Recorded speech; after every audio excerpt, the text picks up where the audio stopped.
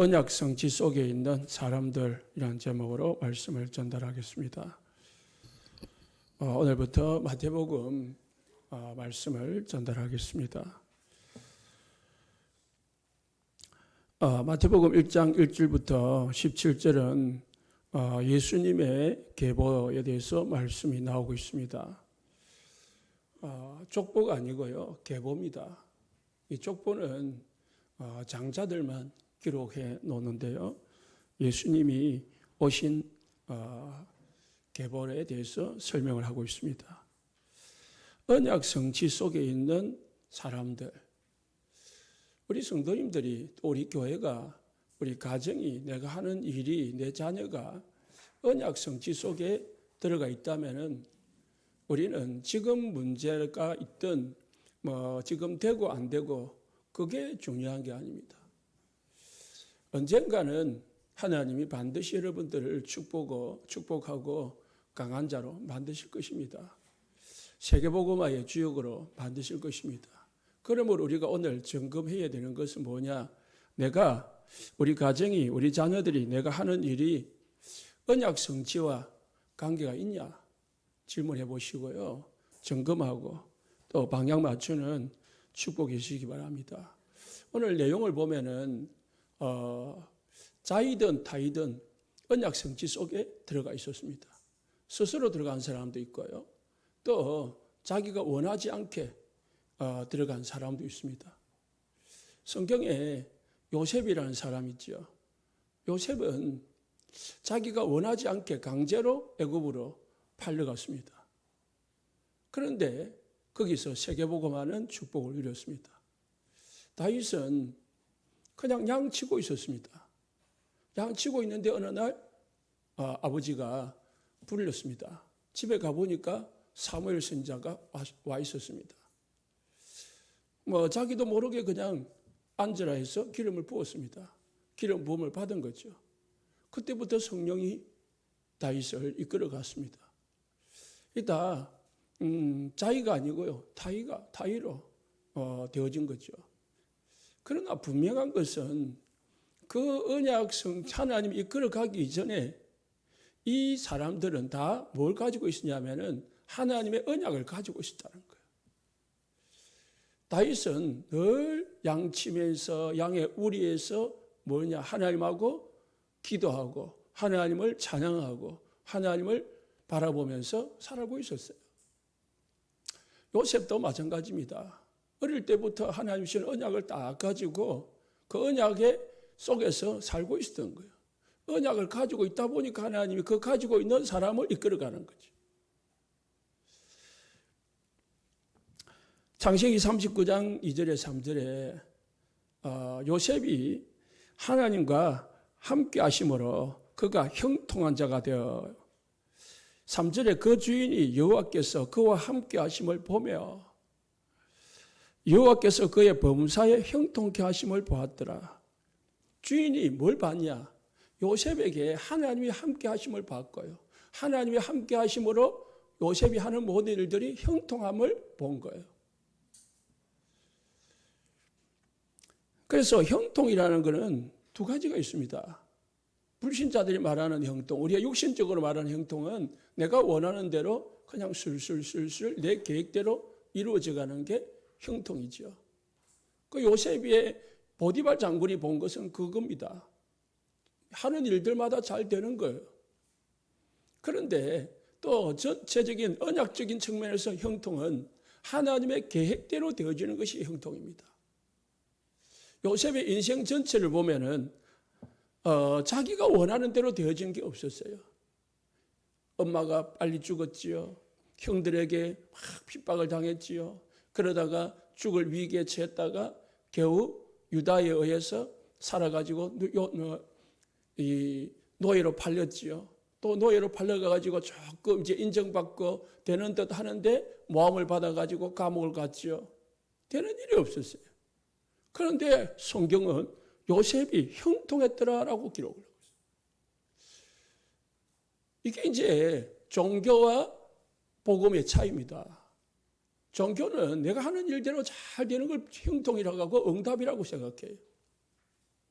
그런데 복음은 그게 아닙니다.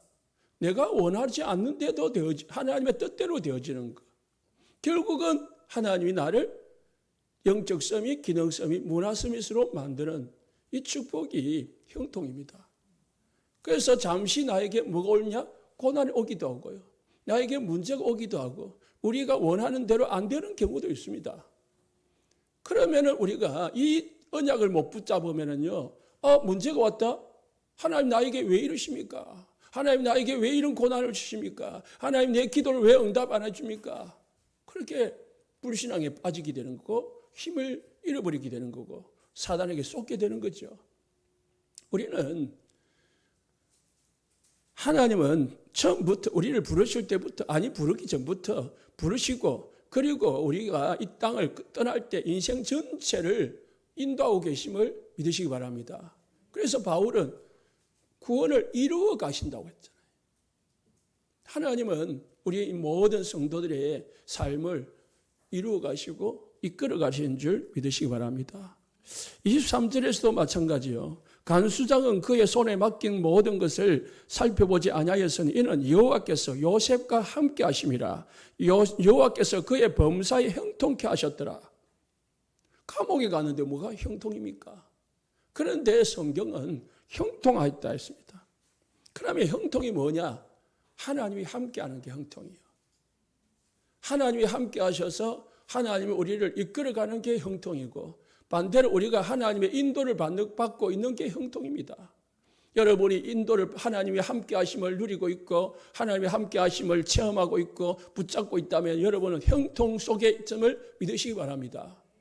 분명히 하나님 우리를 좋게, 하나님은 우리를 세계복음화의 지역으로 이끌어 가신다는 거예요. 그래서 우리가 하루 아침에 일어나 가지고요, 하나님이 나와 함께 하심을 확인해야 돼요.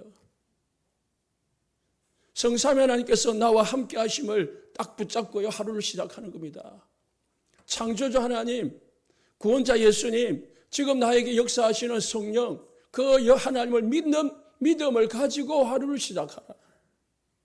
지식이 아니고 실제로 하나님이 나와 모든 삶과 만남과 장소 속에 일들 속에 하나님이 나와 함께 하심을 믿어라. 그 믿음이 있어야 되는 거지. 그 믿음이 있는 사람은 어떤 일이 생겨도 이길 수 있는 반석이 됩니다. 흔들리지 않습니다. 무너지지 않습니다. 쏟지 않습니다. 그런데 우리가 이 간단한 걸, 이 중요한 걸 놓치고 그냥 막 내 혼자서 열심히 한다고요. 내 혼자 사다 보니까 안 되기도 하고 되기도 하거든요. 되니까 교만해지고 안 되니까 낙심하고 그런 거죠.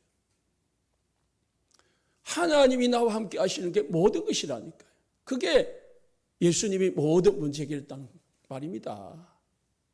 돈 문제, 병 문제 해결했다는 말이 아니라 하나님을 떠난 우리 인간이 하나님을 만나도록, 하나님과 함께 하도록 회복시켜 줄 거예요. 누가요? 예수 그리스도가 이 땅에 오셔가지고 모든 문제를 해결하신 거지. 무슨 문제입니까? 하나님을 떠난 문제. 왜 하나님을 떠났습니까? 죄 때문에 떠났잖아요. 그러니까 죄를 해결했으니까 하나님을 만나게 됐단 말이죠. 우리가 하나님을 만났다면 내 죄가 해결됐다는 뜻이거든요. 하나님이 함께하니까 사단이 나를 못 건드리게 되어 있습니다.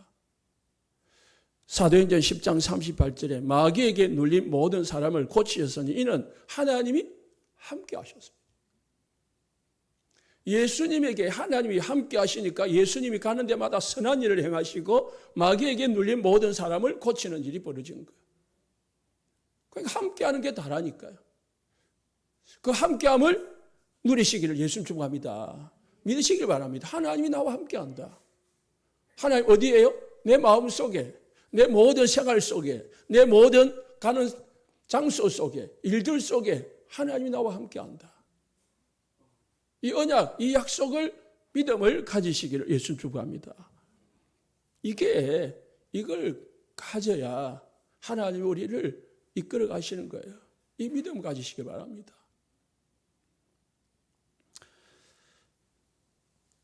그 믿음만 가지면은, 이 믿음만 가지면은 나의 수준이나 나의 어떤 이 삶은 조금 모자라도 괜찮다. 내가 좀 수준이 떨어져도, 내가 좀 영적으로 좀 심각해도 좀 괜찮다. 왜? 하나님이 함께 하시면 하나님 나를 바꿔가는 거예요. 나를 이끌어가는 거예요. 고쳐가는 거고 수정해가는 거고요. 나를 만들어가는 거예요. 하나님이 함께 하시는 사람은 반드시 뭡니까? 바뀌게 되어 있습니다. 우리나라 김익두 목사님이라고 있었어요. 완전 깡패였습니다. 그래서 동네 사람들이 오늘 김익두 안 만나기를 기도했대잖아요.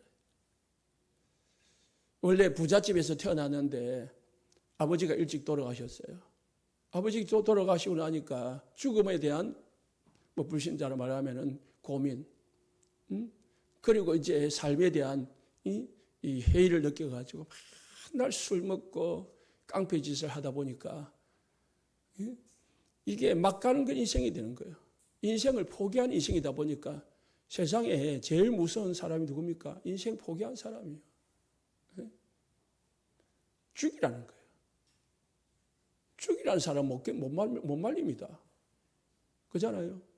내 목숨이 아까운 사람은 하다 보면 아까워 들어가지고 그만두고 하지만은 막 가는 사람은 못 말려요. 그런 사람이었다니까. 그런데 어느 날 선교사님을 통해서 이 복음을 받고 예수를 믿게 됐습니다. 이 깡패 청년이 예수 믿고요. 완전 기도의 사람으로, 불의 사람으로 바뀌었어요.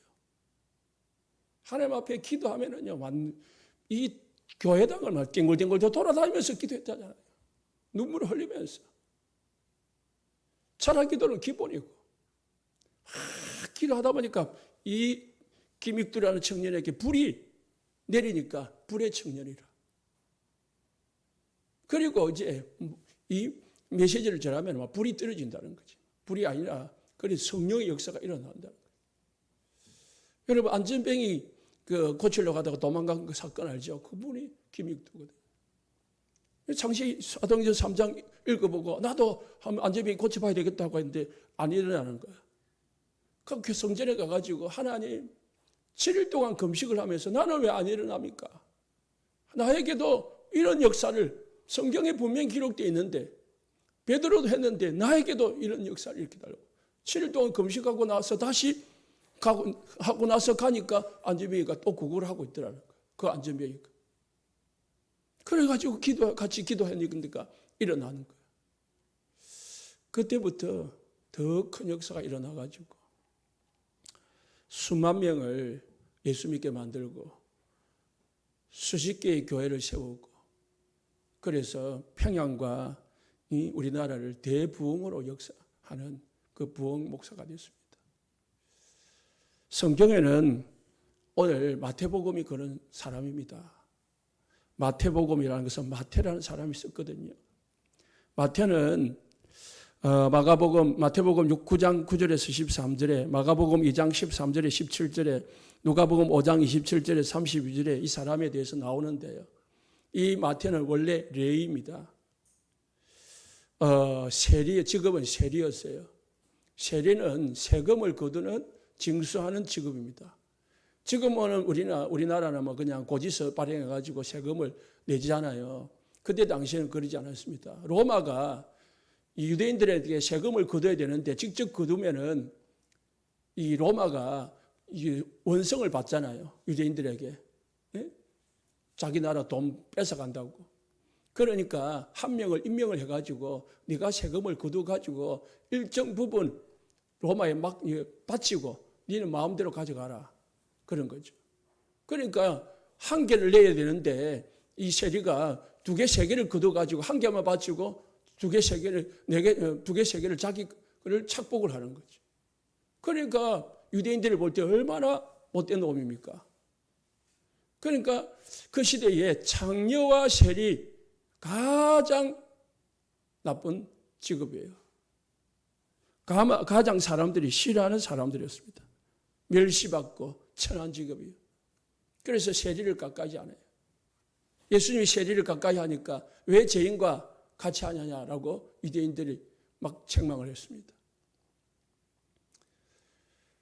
이 마태가 그런 세리라는 남의 돈을 착복하고 국민들의 이 돈을 뺏어가지고 사는 그런 사람이었습니다. 쉽게 말하면 남에게 빌붙어 가지고 사는 그런 강도 같은 사람이었습니다. 그런데 예수님을 만나고 나서요, 이 사람이 바뀌었습니다. 얼마 바뀌었습니까? 예수님의 제자가 됐어요. 이 마태복음 성경을 쓰는 제자가 됐습니다.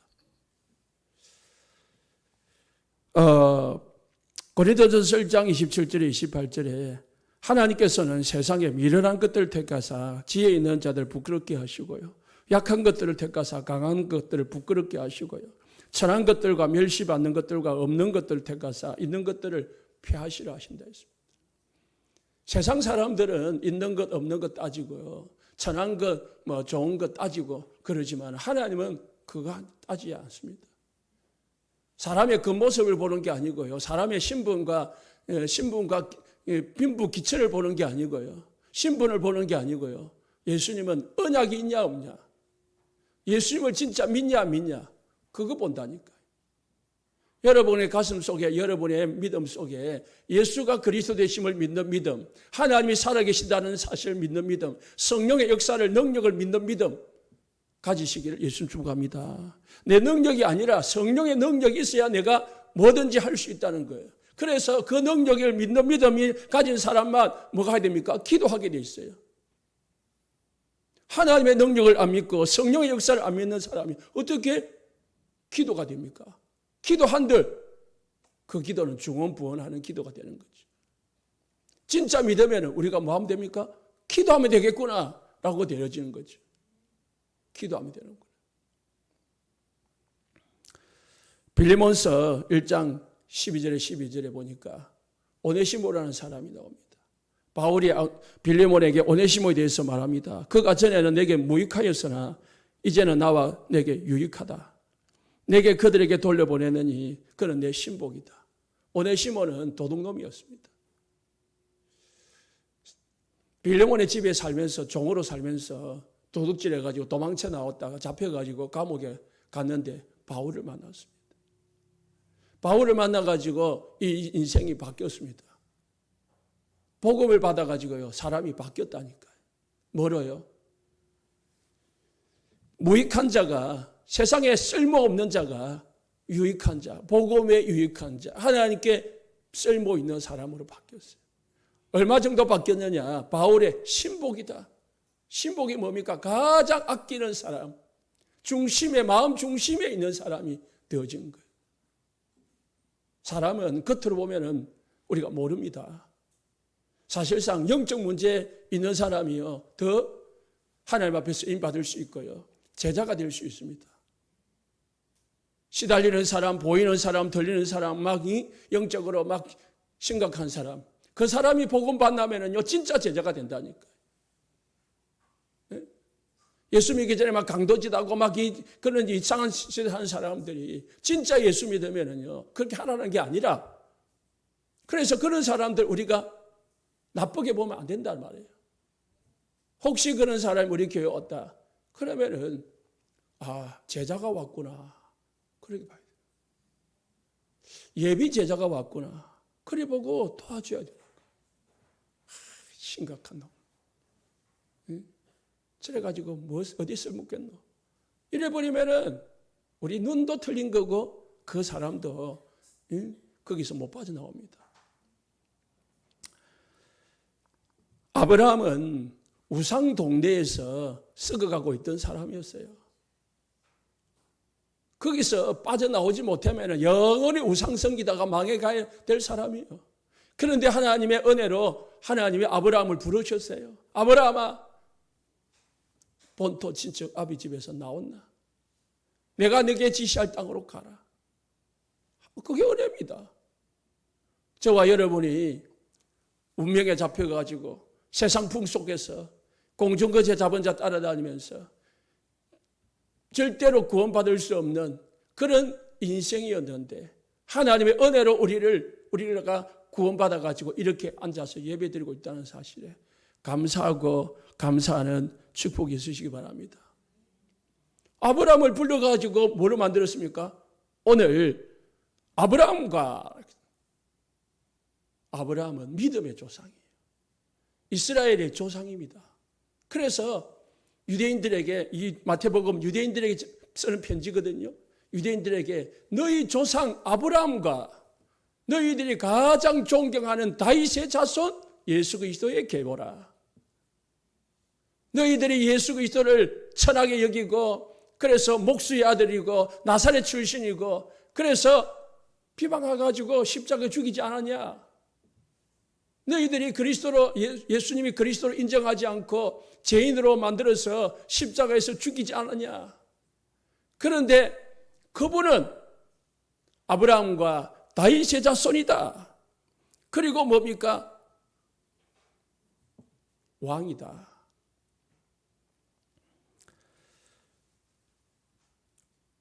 다음 주 말씀드리겠지만 20절에 보니까 다윗의 자손 예수 그리스도 이렇게 나옵니다. 다윗의 자손.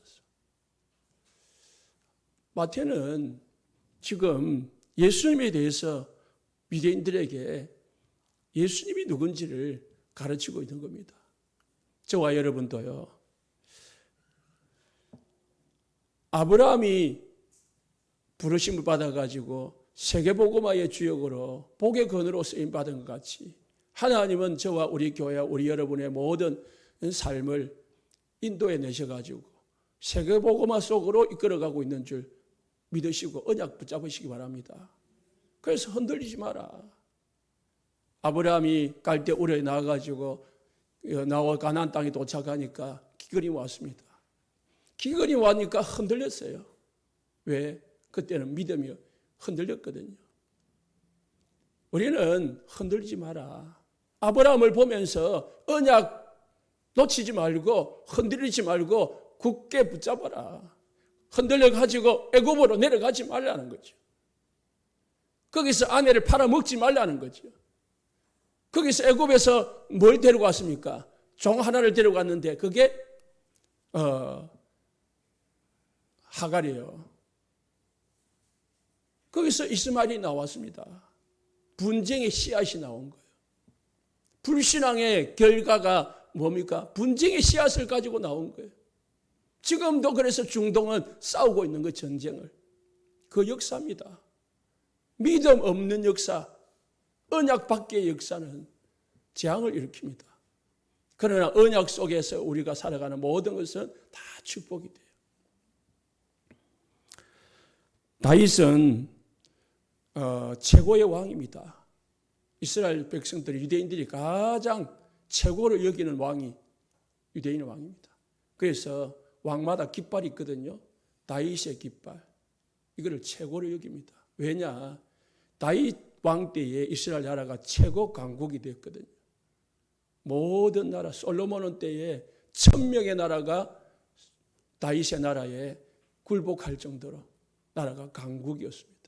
그렇기 때문에 이스라엘 나라는 우리나라가 저 다윗 왕 때처럼 부국, 강국이 되기를 기대하는 거죠.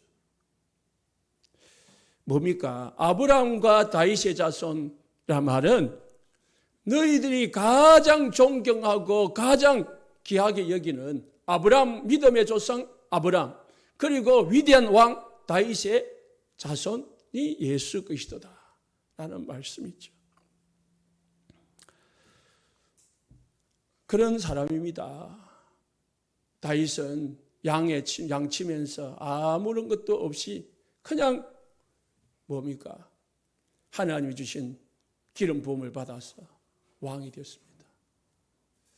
하나님이 아브라함을, 다윗을 어디로요? 언약의 대 속으로 집어넣은 거죠. 예수님의 제자 12명이잖아요. 12명의 3분의 1이 어부입니다. 어부는 가장 천한 직업입니다. 그냥 몸을 때우고 몸으로 일해가지고 먹고 사는 직업이에요. 바닷가에서 그런 사람을 예수님이 부르셔가지고 최고의 제자로 만든 거예요. 그것도 수제자. 베드로, 야고보, 요한, 안드레. 이 다 제자들이, 수제자들인데 뭐예요? 제자 중에 제자인데 그게 어부들입니다. 성경에 무디라는 우리 교회에서 무디라는 사람 있잖아요. 미국과 영국의 부흥 역사를 이끈 무디 목사님.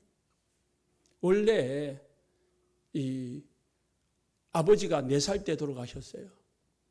그리고 형제가 9명이나 됩니다. 그게 6번째거든요. 그래서 이웃이 목사님이 말하기를 좀 과언에 좀 맡겨가지고 가난을 면해라 그랬는데요. 이 무디 어머니가 믿음의 어머니라. 우리는 같이 굶고 같이 죽더라도 같이 살겠다. 그러다가 그 속에 한 명이 무디인데요. 가난하다 보니까 초등학교를 졸업을 못했습니다. 중퇴를 했습니다. 구두 닦기를 했습니다. 신문팔이를 했습니다. 그리고 이제 정규교육을 받지 못하다 보니까 올바른 직업을 갖지 못했습니다. 그런데 그 사람이요, 어머니의 신앙 속에서 언약을 붙잡았습니다. 그리고 성령의 역사를 체험해 봤습니다. 미국과 영국을 뒤집는 부흥의 역사를 이끈 믿음의 사람이 되었습니다. 성경에는 이런 게 너무 많습니다. 하나님이 언약 속에 들어가니까 하나님이 그 사람을 이끌어서 쓰시더라는 거예요. 그 중에 오늘 대표적인 사람이 4사람, 5사람인데 여자들입니다. 유대인들은 매일 3가지를 감사한다고 합니다. 감사하는데 3가지가 안 된 것에 감사한답니다. 뭐냐? 여자로 태어나지 않은 것에 감사한대. 그리고 신분이 노예로 전락하지 않은 것에 감사한대. 그리고 이방인으로 태어나지 않은 것에 감사한대. 그만큼 여자를 무시하고 이방인을 무시하고 노예를 무시하는 게 유대인들이에요. 그 유대인들이 가장 중요하게 여기는 이 예수님의 계보에 여자 5명이 기록되어 있습니다. 공통점은 뭐냐? 자이든 타이든 언약 성취 속에 쓰임받은 여자들. 첫 번째가 다말입니다. 다말은 유다의 며느리고요. 엘의 아내입니다. 참 성경에는요, 말하기, 설교하기가 곤란한 내용들이 많이 있습니다. 그 중에 하나가 이 내용입니다. 입에 담지 못할 내용이죠. 그걸 왜 성경에 기록해놨냐 말이에요. 번젓이 전국 세계 모든 사람들이 다 보는 이 성경에다가 이 험악한 일을 기록을 해놨냐 말입니다. 창세기 38장에 내용이 나옵니다. 이 창세기 38장은 씨에 대한 내용입니다. 씨가 얼마나 중요한지를 아는 사람이 다말이에요. 그래서 다말은 언약의 대열 속에 들어온 겁니다. 예수 그리스도가 오실 때까지 그 언약의 계보를 잇게 만든 사람이 누구냐? 다말이기 때문입니다. 예수 그리스도가 육신적으로 태어날 수 있도록 육신적인 언약적 계보를 잇도록 만드는 역할을 한 사람이란 말입니다. 이스라엘 나라에는요, 계대 결혼이라는 게 있어요. 다른 말하면 수혼법이라고 해요. 형제 중에 형이 결혼을 해가지고 아이를 낳지 못하면은 그 밑에 동생이 형수와 결혼을 해가지고 아이를 낳아요. 아이를 낳으면은 첫 아들을 형의 후손으로 남겨요. 둘째 아들 자기 후손으로 남겨요. 그렇게 형의 계보가 이어지도록 만들어주는 게 이 이스라엘 법입니다. 그리고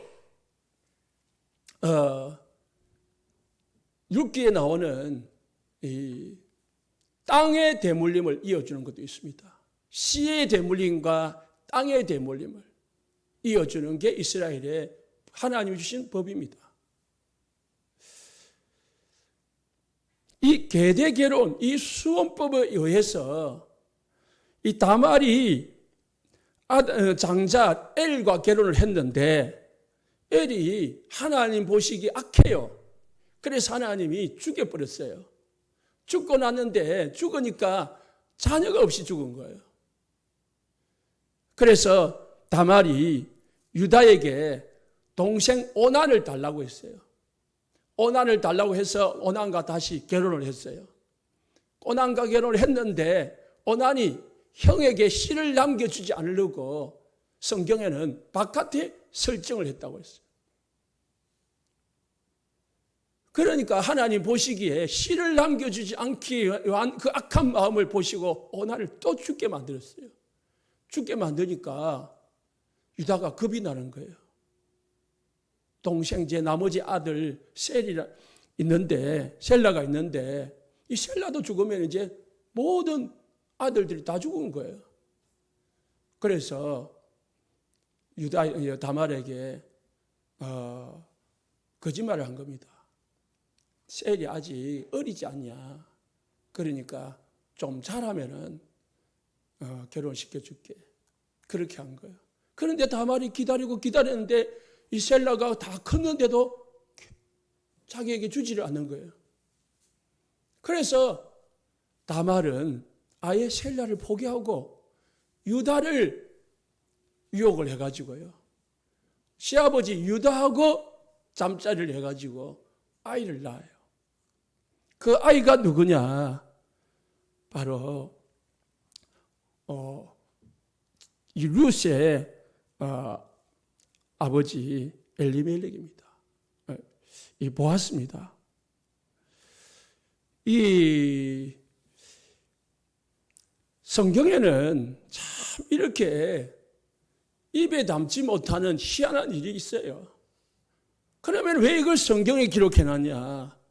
다말이 그 한 행동이 중요한 게 아니라 다말이 뭘 위해서 그런 행동을 했냐 이 말입니다. 다말이 왜 그 일을 했냐 이 말이죠. 다말의 그 믿음 속에는요, 남편 장자의 시 언약의 계보를 이어야겠다는 그 마음, 그 믿음이 있었다는 거예요. 우리에게 그 믿음이 있어야 되는 거예요. 하나님이 뭘 중요로 여기는가를 봐야 돼요. 두 번째 사람이 라합입니다. 요수아 2장에 나오죠. 라합의 직업은 기생입니다. 기생도 기생이지만은 라합은 가나안 여인입니다. 하나님은 가나안 여인과 결혼하지 말라고 했어요. 왜? 우상 섬기는 그 족속이거든요. 그런데 하나님은 라합을 부르셨어요. 언약의 계보 속에 들어오게 하셨습니다. 하나님께서 이 다말이 왜 부르심을 받았습니까? 요수아 2장 9절 11절 보니까 여호와께서 이 땅을 너희에게 주신 줄을 내가 아노라. 우리가 너희를 심히 두려워하고 이 땅 주민들이 다 너희 앞에서 간담이 녹았나니 11절에 너희의 하나님 여호와는 위로는 하늘에서도 아래로는 땅에서도 하나님이시라. 이 라합은 하나님이 누구신지를 알았고요. 하나님이 지금 무슨 일을 행하고 계신지를 알고 눈치를 채고 있는 거예요. 우리나라는 망했다. 그러나 이스라엘의 하나님은 반드시 살아계셔서 이 가나안 땅을 정복하게 할 것이다. 참 눈치가 빠른 여자고 선택을 잘한 여자였습니다. 왜 선택을 잘했습니까? 믿음이 있었다는 거예요. 이방 여인이었지만은 가나안 여인이었지만은 하나님을 믿는 믿음을 가지고 그 믿음 속에 선택을 한 겁니다. 그 선택을 했는데 나중에 알고 보니까 그게 예수님의 언약의 계보 속에 들어가는 선택이 된 거지. 우리가 하루하루 선택을 하고 살아갑니다. 하루하루 우리가 뭔가 선택을 하면서 결정을 하면서 살아갑니다. 내가 선택을 하고 결정할 때 믿음의 결정이냐, 그리고 언약 속에 있는 결정이냐, 선택이냐 잘 보셔야 됩니다. 그럼 어떻게 됩니까? 결국은 하나님이 함께하는 사람, 하나님 앞에 늘 기도하는 사람이 바른 선택을 한다니까요. 하나님의 말씀 잡고 말씀 속에 은혜 받고 있는 사람이 바른 선택을 해요. 뭐 잠자다가 선택하는 사람 바른 선택할 수가 없지요.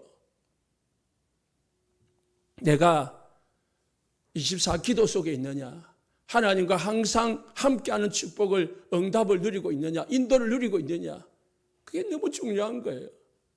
이미 우리는 언약의 반열 속에 들어와 있는데, 세계복음화 언약 속에 우리 교회가 들어가 있고 여러분이 인생이 들어와 있는데, 그 속에서 하나하나를 하나님 앞에서 선택을 함에 있어서 언약과 관계된 선택을 하시기를 예수님 축복합니다.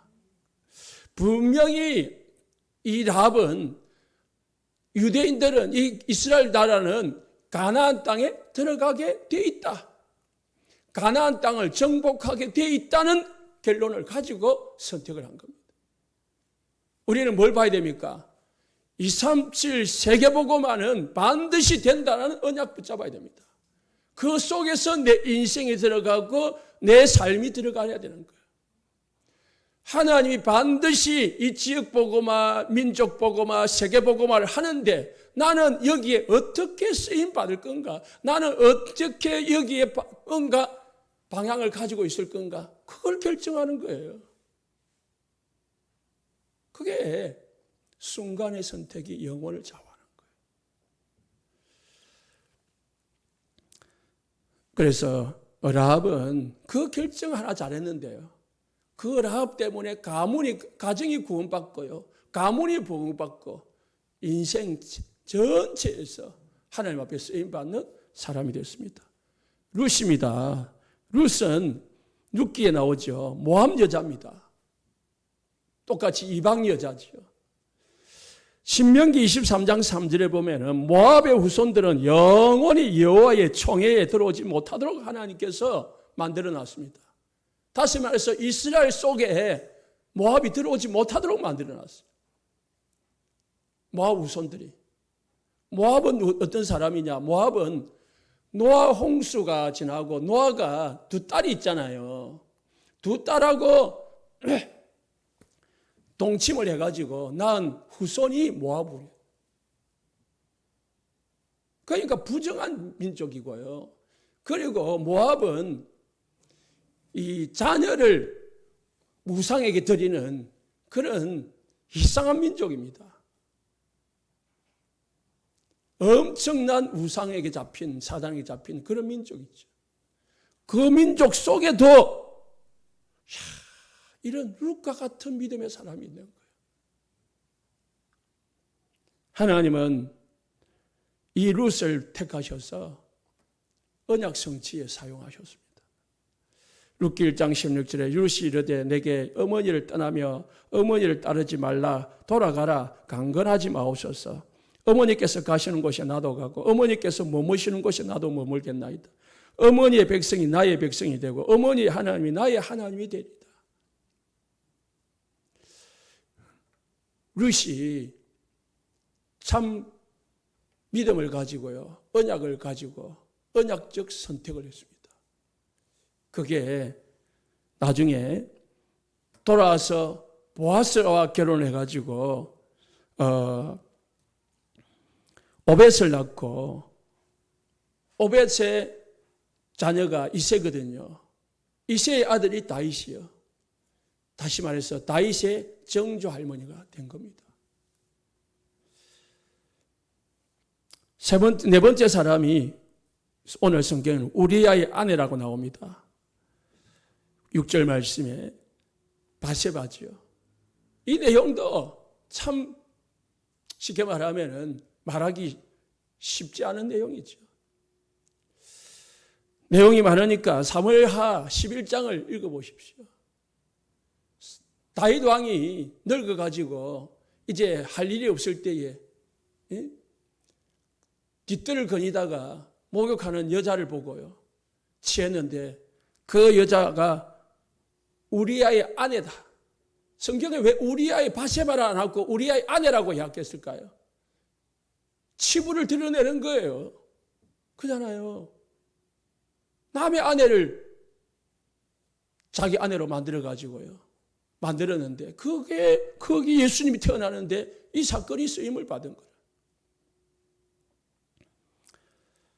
성경은, 뭘 말하느냐? 우리가 그걸 알아야 됩니다.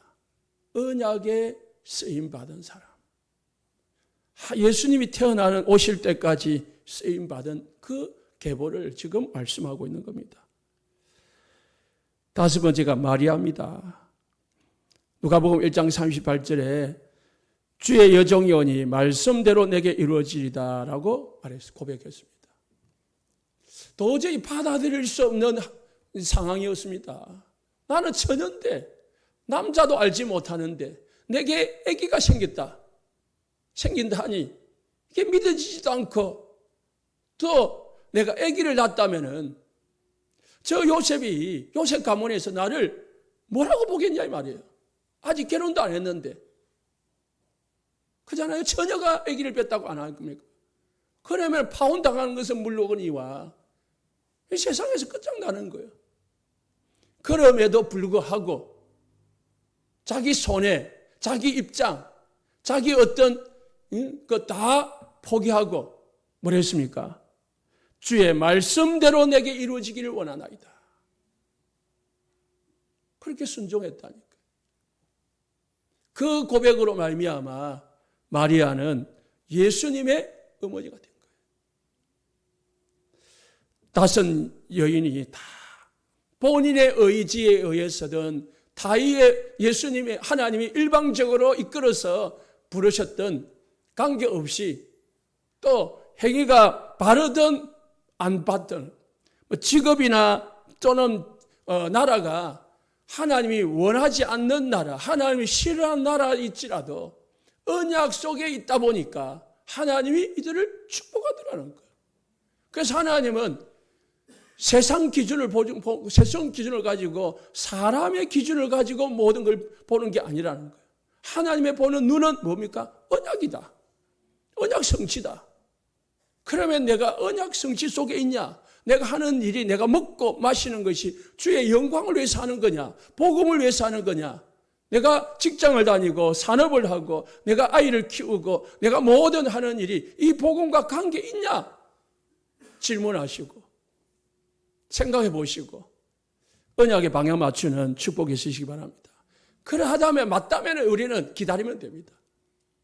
하나님과 함께 하심을 누리고 24 기도 속에서 하나님의 성령의 충만 속에서 있으면은 반드시 하나님은 우리 교회와 우리 성도님들 통해서 전도, 선교, 세계복음화 열매를 맺게 하실 줄로 믿습니다.